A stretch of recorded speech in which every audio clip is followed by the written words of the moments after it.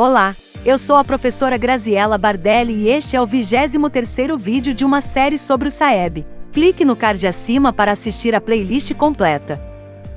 O assunto de hoje será o descritor reconhecer posições distintas entre duas ou mais opiniões relativas ao mesmo fato ou ao mesmo tema. Por meio deste descritor, avalia-se a habilidade do aluno em reconhecer posicionamentos distintos em relação a um mesmo fato ou tema.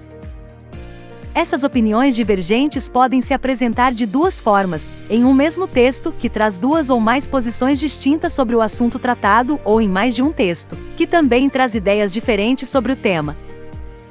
Além disso, para responder às questões que abordam esse descritor, o aluno precisa ter conhecimento de alguns termos que podem ser utilizados em seus enunciados ou alternativas, como, por exemplo, contradizer e contradição, refutar e refutação, contrários ou opostos, diferentes, distintos ou que diferem, divergentes ou que discordam entre si, convergentes ou que concordam entre si.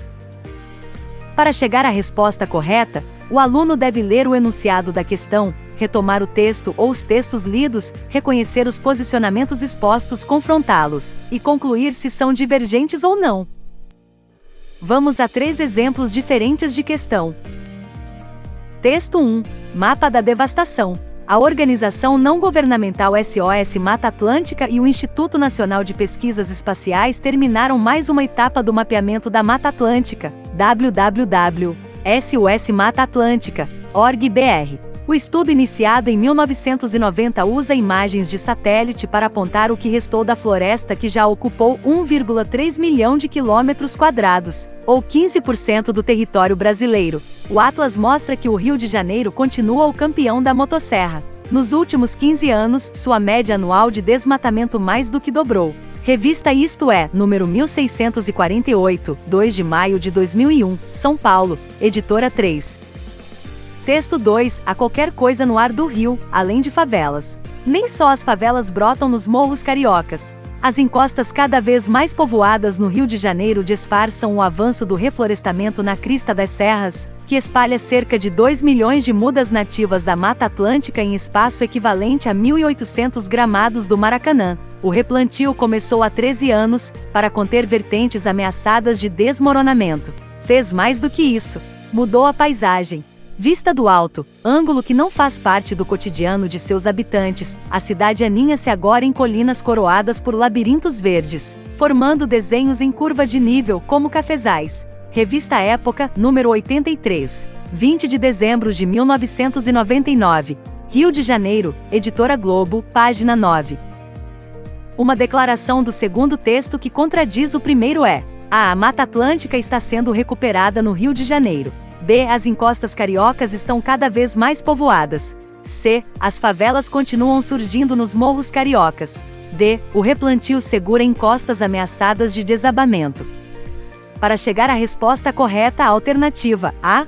O aluno precisa primeiramente reconhecer o posicionamento exposto no texto 1, de que no Rio de Janeiro há muito desmatamento, para em seguida chegar na afirmação que contradiz essa ideia, a qual afirma que a Mata Atlântica está sendo recuperada nesse estado. Vamos à leitura da próxima questão. Texto 1. Tio Pádua. Tio Pádua e tia Marina moravam em Brasília. Foram um dos primeiros. Mudaram-se para lá no final dos anos 50. Quando Dirani, a filha mais velha, fez 18 anos, ele saiu pelo Brasil afora atrás de um primo para casar com ela. Encontrou Jairo, que morava em Marília. Estão juntos e felizes até hoje. Jairo e Dirani casaram-se em 1961. Fico pensando se os casamentos arranjados não têm mais chances de dar certo do que os desarranjados. Ivana Arruda Leite. Tio Pádua. Internet. www.doidivana.zipnet. Acesso em 7 de janeiro de 2007. Texto 2. O casamento e o amor na Idade Média. Fragmento. Nos séculos 9 e 10, as uniões matrimoniais eram constantemente combinadas sem o consentimento da mulher, que na maioria das vezes era muito jovem. Sua pouca idade era um dos motivos da falta de importância que os pais davam à sua opinião. Diziam que estavam conseguindo o melhor para ela.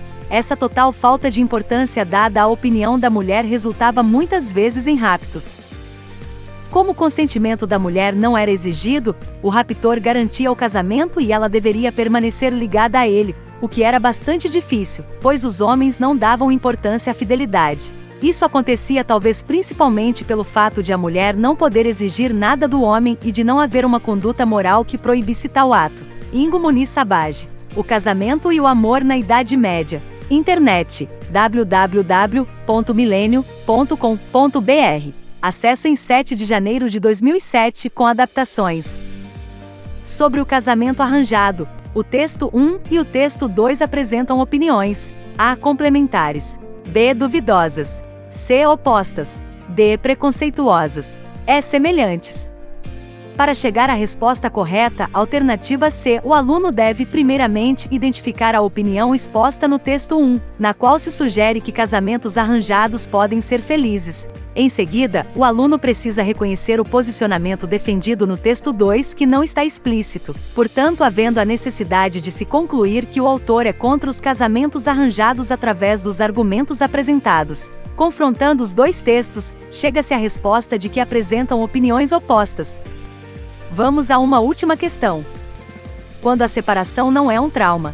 A socióloga Constância Rons, de Wisconsin, acompanhou por 20 anos um grupo de 173 filhos de divorciados. Ao atingir a idade adulta, o índice de problemas emocionais nesse grupo era equivalente ao dos filhos de pais casados. Mas a Rons observou que eles emergiam mais fortes e mais amadurecidos que a média, apesar ou talvez por causa dos divórcios e recasamentos de seus pais. Outros trabalhos apontaram para conclusões semelhantes. Dave Riley, professor da Universidade de Madison, dividiu os grupos de divorciados em dois, os que se tratavam civilizadamente e os que viviam em conflito. Os filhos dos primeiros iam bem na escola e eram tão saudáveis emocionalmente quanto os filhos de casais estáveis.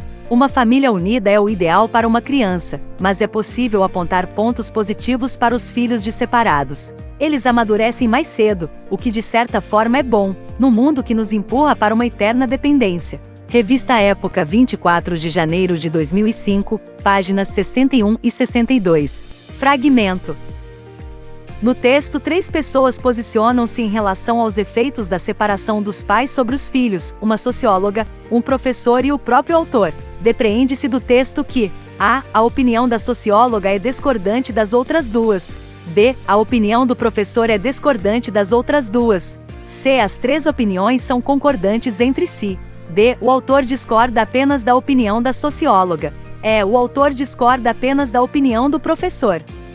Para chegar à resposta correta, alternativa C, o aluno deve reconhecer quais são os 3 posicionamentos expostos no texto, confrontá-los e perceber que todos eles defendem a ideia de que os filhos de pais divorciados não são totalmente afetados de maneira negativa por essa separação, e portanto os 3 concordam entre si.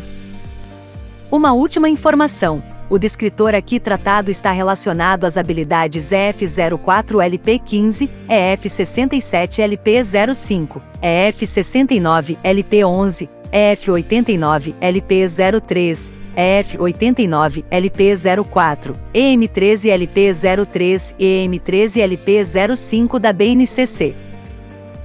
Gostou desse vídeo? Curta, compartilhe e siga minha playlist com outros vídeos sobre o SAEB. Obrigada por assistir!